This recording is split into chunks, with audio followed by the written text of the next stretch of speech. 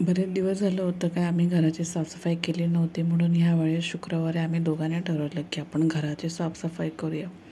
श्री नेहमीप्रमाणे हॉलची साफसफाई करत होता आणि मी किचनमधले भांडे घासायला घेतले होते.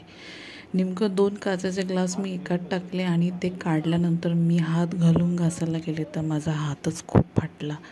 भरपूर रक्त गेलं. नशीब श्री जवळ होता म्हणून त्याने ते रक्त थांबवायचा प्रयत्न केला. घरामध्ये अर्धा तास मी बसून होते. तोपर्यंत मला हे सगळं नॉर्मल वाटलं, पण रक्त काही थांबायचं नाव नव्हतं घेत.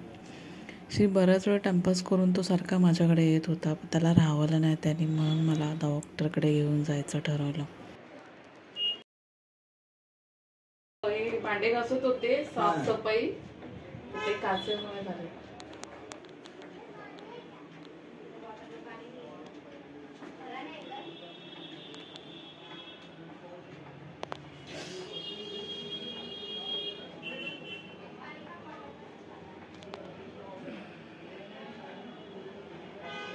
कट मोठा आहे ना जरा.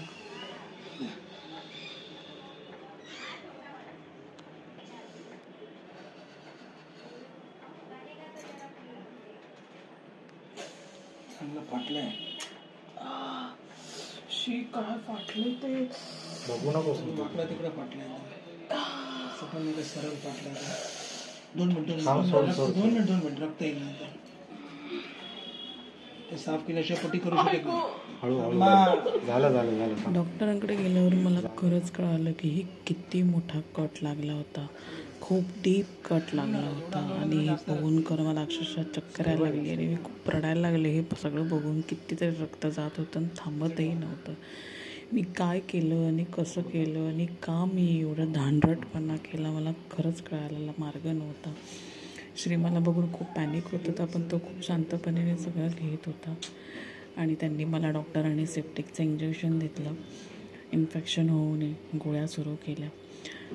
घरी गेल्यानंतर मला जाम अजून टेन्शन आलं होतं की कसं होणार आहे, कारण हाताला पट्टी होती. 10-12 दिवसाचा त्यांनी मला वेळ दिला होता जखम भरून घेण्यासाठी.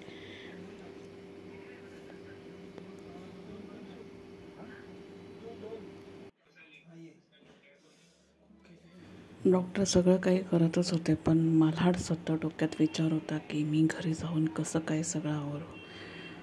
श्रीने तेवढ्यात मला सांगितलं की तू एवढा विचार करू नकोस, मी सगळं घरातली कामं करणार आहे आणि तू शांत बसायचं आहे.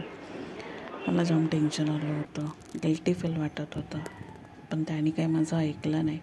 त्यांनी ही सगळी कामं करायला घेतली आणि तो खूप छान आणि स्वच्छ कामं करतो. मला याच्यावर विश्वास होता. पण शेवटी त्याच्या आईलाही वाईट वाटू शकतं की माझ्या मुलाला कामं पडलेत, पण नाईलाज होता माझ्याकडे. हे सगळं होत असताना काही बायका मला भेटायला आल्या आणि त्यांनी श्रीलाही पाहिलं. त्यांनी एवढी कामं आटपली होती, त्यांना आवडलं नाही ही गोष्ट. त्यांचं म्हणणं होतं की हे कामं ठेवायची होती का, एवढी महत्त्वाची नव्हती, त्याला कशाला काम दिलं, त्यांना नाही जमणार किंवा त्यांना झेपणार नाही वगैरे. मला खूप वाईट वाटलं या गोष्टीचं. गेली 9-10 वर्ष मी हे सातत्याने कामं करते. तेव्हा कोणी हे पाहिलं नाही, तेव्हा कोणाला प्रॉब्लेम नाही झाला.